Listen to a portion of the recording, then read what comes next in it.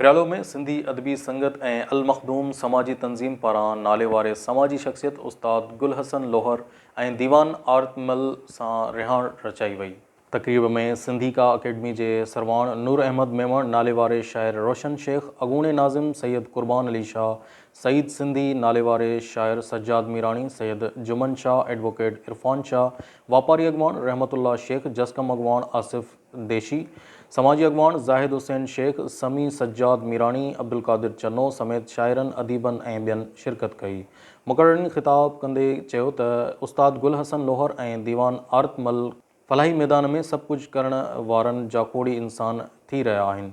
मुसलसल जदोजहद जे अमली तस्वीर आहिनि। उस्ताद गुल हसन लोहर एक सुठो उस्ताद ऐं एक बेहतरीन इंसान सां गॾु नौजवाननि लाइ एक उत्साहींदड़ शख़्सियत पिणु आहे।